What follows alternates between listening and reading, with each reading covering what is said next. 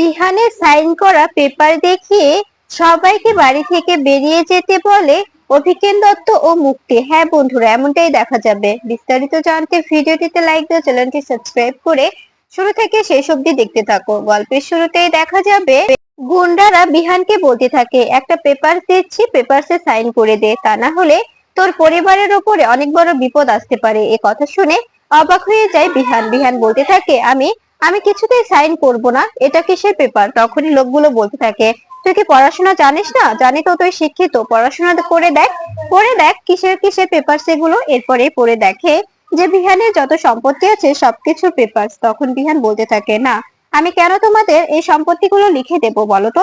তার মানে তোমরা আমার থেকে সম্পত্তি লিখে নেওয়ার জন্য আমাকে এখানে আটকে রেখেছো? এরপরে এরপরে দেখা যাবে এ কথা শুনে লোকগুলো হাসতে থাকে আর বলতে থাকে, মনে কর তাই, কিন্তু কিন্তু তোকে তো এখান থেকে আমি কিছুতেই যেতে দেব না। এখানে সাইনটা কর, তারপরে তুই হয়তো বা বেরোনোর কোনো একটা সুযোগ পেলেও পেতে পারিস, কিন্তু তোকে এখানে সাইন করতে হবে। এ কথা শুনে দেখা যাবে পরশুরাম অবাক হয়ে যায়। পরশুরাম বলতে থাকে, তোমরা তোমরা কিন্তু একদম ঠিক করছো না, আমাকে এখানে আটকে রেখে একদম ঠিক করছো না। এখান থেকে যদি আমি একবার বেরোতে পারি তোমাদের কি হবে তোমাদের কোনো ধারণা নেই। আর তোমাদের বসকে বলো, কার কথায় তোমরা এরকম করে কাজ করছো? তখন এ কথা শুনে দেখা যাবে লোকগুলো বলতে থাকে, তোকে কেন কৈফিয়ত দেব? তোকে তো কৈফিয়ত দিতে বাধ্য নই আমরা, তাই তোকে যেটা করতে বলছি সেটা কর, তা না হলে খারাপ হয়ে যাবে। এরপরেই দেখা যাবে তখনই তখনই বিহান বলতে থাকে, কিচ্ছু করতে পারবি না তোরা, আমি জানি আমাকে মারলে তোদের সাধ্য হাসিল হবে না, তাই তোরা তোরা আমাকে কিছুতেই মারতে পারিস না, তোদের মারার কোনো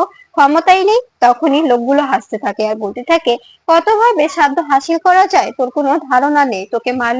তোকে মারলে আমাদের কিচ্ছু হবে না, তোকে আমাদের মারতে 2 মিনিটও টাইম লাগবে না। আমাদের হাতে যে গানগুলো দেখছিস প্রত্যেকটাই লোডেড গান। তোর তোর কপালে একটা যদি বুলেট বেঁধে দিই, কপালে কি হতে পারে ধারণা আছে তোর? এ কথা শুনে বিহান বলতে থাকে, কিচ্ছু করতে পারবি না, কিচ্ছু না। এদিকে দেখা যাবে কম্পাস বলতে থাকে, আমি আমি যে করে হোক বিহান স্যারকে আজকে ফিরিয়ে আনবই, বিহান স্যারকে আমি অবশ্যই ফিরিয়ে আনবই বলে ঠাকুরের সামনে দাঁড়িয়ে থাকে।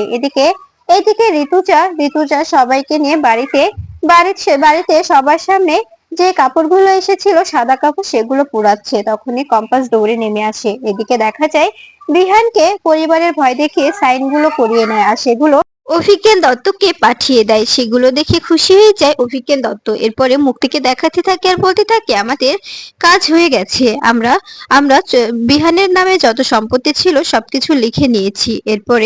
এরপরে দেখা যাবে কথা শুনে মুক্তি বলতে থাকে, শুধু শুধু ওইটুকু লিখে নিলে হবে? ওদের সবারটাই লিখে নিতে হবে। আমি চাই যে ওদের যে বাড়ি, ওই বাড়িটা থেকে ওদেরকে বের করে দিতে, ওদের ভিত নাড়িয়ে দিতে। এ কথা শুনে দেখা যাবে অভিজ্ঞান দত্ত হাসতে থাকে আর বলতে থাকে, সত্যি মুক্তি, তুমি খুব বোকা। আমি জানি ওই বাড়িটা বিহানের নামে, তাই আমি এক্ষুনি যাব, এক্ষুনি গিয়ে ওদের ওই বাড়ি থেকে বের করে দেব। এরপরে মুক্তি বলতে থাকে, এসব কি বলছেন আপনি?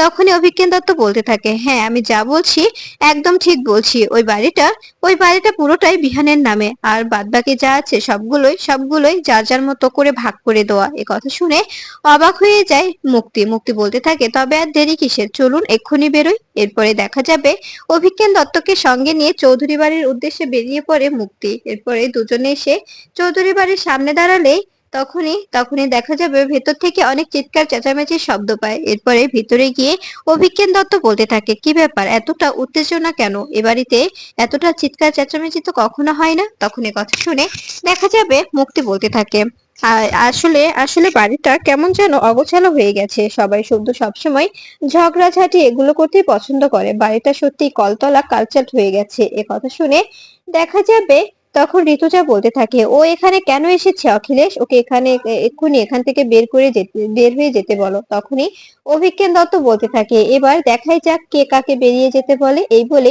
বলেই দেখা যাবে পেপারস গুলো ঋতুজার হাতে দিয়ে বলতে থাকে, পেপারস গুলো পড়ে নিন। এরপরে দেখা যাবে পেপারস গুলো পড়ে অবাক হয়ে যায় ঋতুজা বলতে থাকে, এটা এটা কখনোই সম্ভব না, বিহান কখনো এত বড় রেসপন্সিবল হতে পারে না।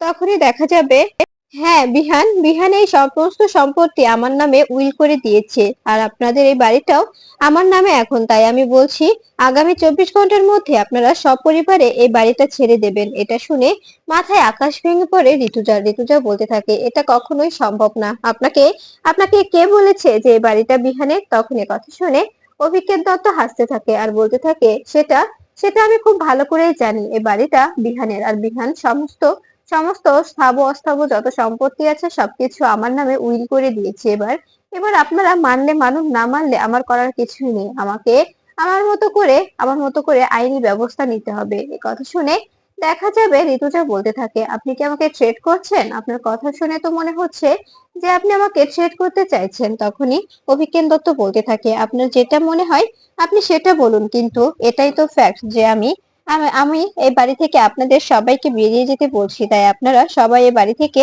এই মুহূর্তে বেরিয়ে যাবেন, আর না হলে আগামী 24 ঘন্টার মধ্যে যেন আমি আর আপনাদের এই বাড়িতে একজনকেও না দেখি। এ কথা শুনে তখন দেখা যাবে, তখনই ঋতুজা বলতে থাকে, এটা কোনোভাবেই সম্ভব না। এরপরে কম্পাস বলতে থাকে, আচ্ছা, বিহান স্যার যেহেতু আপনাকে সবকিছু লিখে দিয়েছে, তবে বিহান স্যার কোথায় দাদু? তখনই এ কথা শুনে দেখা যাবে অভিজ্ঞান দত্তের মুখ শুকিয়ে যায়। অভিজ্ঞান দত্ত বলতে থাকে, এসব কি বলছো তুমি? বিহান নিখোঁজ হওয়ার আগেই ও আমাকে সবটা উইল করে দিয়েছিল। তখন এ কথা শুনে কম্পাস হাসতে থাকে আর বলতে থাকে, বিহান স্যার এতটাও পাগল নয় যে তোমাকে তোমাকে সমস্ত সম্পত্তি উইল করে দেবে। এবার মুখ খোলো, সত্যি করে বলো, বিহান স্যার কোথায়? বিহান স্যারকে তোমরা কোথায় আটকে রেখেছো? তোমরা যদি বিহান স্যারের খোঁজ না দাও, আমরা পুলিশে কমপ্লেন করবো। মা, তুমি তুমি কমিশনার আঙ্কেলকে ফোন করো। এরপরেই দেখা যাবে, তখনই অভিজ্ঞান দত্ত বলতে থাকে, শোনো, শুনুন ঋতুজা দেবী, আপনি ভুল করবেন না। এই এই কম্পাসের কথাই যদি আপনি পুলিশকে ফোন করেন, তবে কিন্তু আপনার ছেলের লাশটাও খুঁজে পাবেন না। এ কথা শুনে বসে পড়ে ঋতুজা। ঋতুজা বলতে থাকে, এটা এটা কি করে সম্ভব? আপনি আপনি এতটা কি করে নিচে নামতে পারেন মিস্টার দত্ত? তখন এ কথা শুনে অভিজ্ঞান দত্ত বলতে থাকে, হ্যাঁ, আমি আমি এর থেকেও বেশি নিচে নামতে পারি, আরো অনেক নিচে নামতে পারি, যে নিচে আমি বরাবরই নেমেই আছি। এ কথা শুনে তখনই দেখা যাবে, তখনই কম্পাস বলতে থাকে, ছি, তোমাকে দেখে আমার ঘৃণা হচ্ছে দাদু। সত্যি ঘৃণা হচ্ছে। তুমি যে এতটা এতটা নীচ আর এতটা নিম্ন মন মানসিকতার মানুষ হতে পারো, সেটা সত্যি আমার ধারণা ছিল না। এই কথা শুনে দেখা যাবে তখনই অভিজ্ঞান দত্ত হাসতে থাকে। এরপরে মুক্তি বলতে থাকে, এসব এসব কথা শোনার টাইম নেই। অভিজ্ঞান বাবু, আপনি ওদেরকে বলে দিন, আর ওরা যদি না বেরোয় তবে আমাদের আইনি ব্যবস্থা নিতে হবে। এই বলেই দেখা যাবে সেখান থেকে চলে যায় অভিজ্ঞান দত্ত ও মুক্তি। তখনই ঋতুজা বলতে থাকে, আমি আমি বুঝতে পারছি না এ সময় আমি কি করব। আমি বিহানকে খুঁজে পাচ্ছি না। আবার আবার এ সময় অভিজ্ঞান দত্ত এসে বিহানের সাইন করা একটা উইল পেপার দেখিয়ে দিল। এটা কি আদৌ সত্যি নাকি কাকতালীয়? ওনারা কি কিছু করেছে, কিছু কি কলকাঠি নেড়েছে? তখনই কম্পাস বলতে থাকে, মা, আমার বিশ্বাস যে দাদু জানে যে বিহান স্যার কোথায়। আমাদের জানতে হবে যে দাদু দাদু আমাদের থেকে কি লুকোনোর চেষ্টা করছে, আর দাদু বিহান স্যারকে কোথায় বা আটকে রেখেছে। বিহান স্যারকে আমাদের সর্বপ্রথম ওখান থেকে উদ্ধার করে আনা দরকার। যেখানটাতে বিহান স্যারকে আটকে রাখা হয়েছে, সেখানে গিয়ে বিহান স্যারকে আগে খুঁজে বের করা দরকার। আর তুমি তুমি কমিশনার আঙ্কেলকে জানাও, ওনারা কোনো ক্ষতি করবে না বিহান স্যারের। কারণ কারণ আমার বিশ্বাস, দাদু দাদু মোনালিসাকে যতটা ভালোবাসে, দাদু জানে যে দাদু যদি কিছু করে, মোনালিসা যদি জানতে পারে, তবে মোনালিসা নিজেকে শেষ করে দেবে। এদিকে দেখা যাবে অভিজ্ঞান দত্ত ও মুক্তির সমস্ত কথোপকথন মোনালিসা জেনে যায় আর বলতে থাকে, দাদু, আমি তোমাকে ছাড়বো না। আমি তোমাকে কখনো ক্ষমা করব না, কখনো না। তুমি আমার বিহানকে আমার থেকে দূরে করে দিয়েছো, তুমি আমার বিহানকে কিডন্যাপ করিয়েছো। আমি তোমাকে কখনো ছাড়বো না। এটা শাস্তি তোমাকে পেতে হবে, অবশ্যই পেতে হবে তোমাকে। আমি আমি নিজ হাতে তোমাকে শাস্তি দেব। তুমি কি করে পার পাও সেটাও আমি দেখবো। এরপরে দেখা যাবে, এদিকে মুক্তি ও অভিজ্ঞান দত্ত দুজনে আবার অফিসে চলে আসে। সেখানে এসে মুক্তি ও অভিজ্ঞান দত্ত দুজনে হাসাহাসি করে আর বলতে থাকে, ঋতুজা চৌধুরী, তো মুখটা যেরকম দেখার মতো ছিল, তাই না? তখনই এ কথা শুনে দেখা যাবে মুক্তি বলতে থাকে, সত্যি আপনি আপনি আমার একটা ভালো কাজ করে দিয়েছেন। আমি তো চেয়েছিলামই যে ও যেন নিজের ভুলটা বুঝতে পারে। ঋতুজা যেন বুঝতে পারে যে ও আমার কাছে কিচ্ছু না, ও আমার কাছে কখনো কিছু ছিল না, আর কখনো কিছু হতেও পারবে না। তখনই এ কথা শুনে দেখা যাবে অভিজ্ঞান দত্ত বলতে থাকে, চিন্তা করবেন না, আমি আমি আপনাকে সবসময় প্রোটেক্ট করব, আমি আপনার পাশে থাকবো। কখনো কখনো ঋতুজাকে আপনার আপনার বিরুদ্ধে কথা বলতে দেব না। ঋতুজাকে এমন শিক্ষা দেব, কখনো কখনো আপনার বিরুদ্ধে কোনো কথা বলার সাহস পাবে না। আর অখিলেশকেও কিভাবে হাতের মুঠোয় আনতে হয় সেটাও আমি খুব ভালো করেই জানি। এই কথা শুনে দেখা যাবে তখনই মুক্তি বলতে থাকে, থ্যাংক ইউ। আজকে যদি আপনি পাশে না থাকতেন, আমার উদ্দেশ্যটা আমি এত সহজে সফল করতে পারতাম না। আজকে একমাত্র আপনার কারণে আমি আমার উদ্দেশ্যে সফল করতে পেরেছি। তখনই এ কথা শুনে দেখা যাবে অভিজ্ঞান দত্ত বলতে থাকে, এখনো তো কোনো কিছু হয়নি, আরো হবে। এটা তো জাস্ট শুরু। দেখুন আরো আরো কি কি হয় ওদের সঙ্গে, আরো আরো কত রকমের ঘটনা ঘটে। এটা এটা জাস্ট শুরু।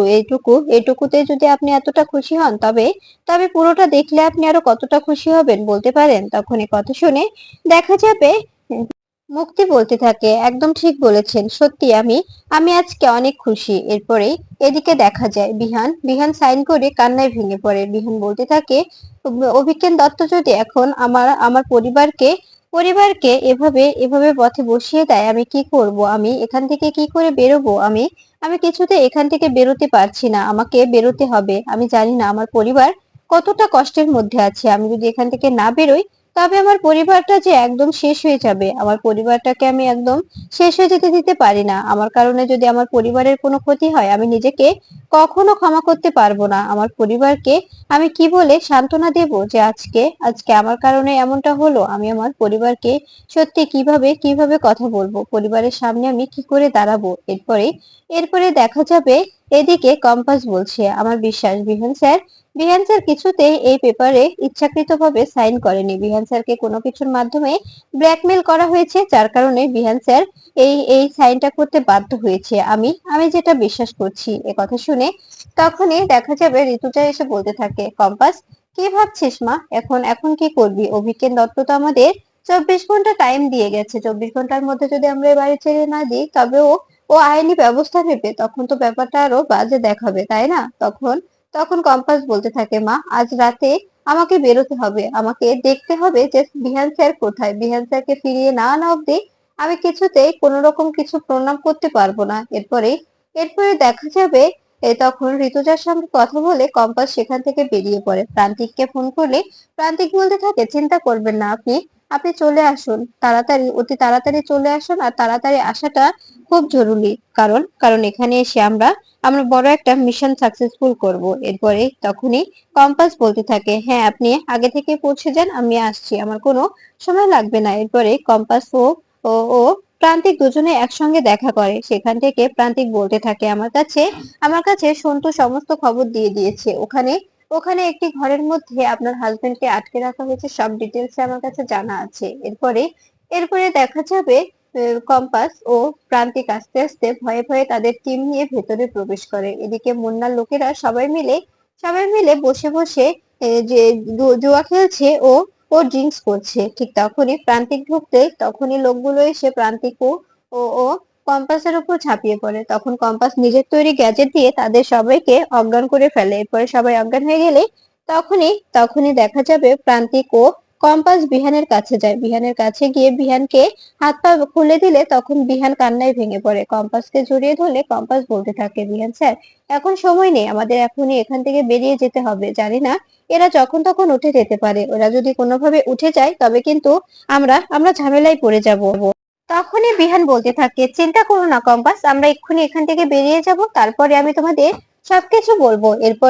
এরপরে বিহানকে নিয়ে কম্পাস বেরোতে যাবে। ঠিক তখনই মুন্না উঠে বসে আর বলতে থাকে, প্রান্তিক এত সহজে তুই আমার ডেরা থেকে আমার শিকারকে ছিনিয়ে নিতে পারবি না। তখনই প্রান্তিক বলতে থাকে, তুই তুই ভুলে যাচ্ছিস যেটা তোর শিকার নয়, এটা এটা তুই একটা সুপারি, তুই শুধু একটা সুপারি নিয়েছিলি, তাই সুপারিটা তোকে তোকে ক্যান্সেল করতে হবে। কারণ কারণ তুই ভুলে যাচ্ছিস যে আমরা আমরা একই বস্তিতে থাকি, তাই নিজেদের মধ্যে শত্রুতা করিস না। অন্যের জন্য কেন আমাদের মধ্যে নিজেদের মধ্যে দ্বন্দ্ব তৈরি করছিস বলতো? তুই এই সুপারিটা ক্যান্সেল কর আর ওর স্বামীকে ওকে নিয়ে যেতে দে। তখনই মুন্না বলতে থাকে, আমি তোর সঙ্গে এত ভালো করে কথা বলতে ইচ্ছুক নয় প্রান্তিক, তুই ভুলে যাচ্ছিস আমি কে। তখনই প্রান্তিক বলতে থাকে, তুই ভুলে যাচ্ছিস সেই প্রান্তিককে চিনিস? প্রান্তিক যদি একবার খেপে, তবে তোর কি অবস্থা করতে পারে তোর মনে নেই? তখনই প্রান্তিক চুপ করে দাঁড়িয়ে থাকে। এরপরে দেখা যাবে প্রান্তিক বলতে থাকে, কম্পাস তুমি তুমি তোমার স্বামীকে নিয়ে বেরিয়ে যাও। তখনই দেখা যাবে মুন্না আবার আটকাতে গেলে তখন প্রান্তিকের রাগ উঠে যায় আর প্রান্তিক সবাইকে মারতে শুরু করে আর বলতে থাকে, তোরা আমাকে খুব ভালো করে চিনিস, আমি তোকে বারবার বলেছি যে এবারের মতো ছেড়ে দে, আর তুই তুই এই সুপারিটা ক্যান্সেল করে দে আর মেয়েটাকে ওর হাজবেন্ডকে নিয়ে যেতে দে, কিন্তু তুই তুই কোনোভাবে রাজি হোসনি। এবার এবার তুই বুঝবি আমি কি করি, তোকে দেখবি এবার।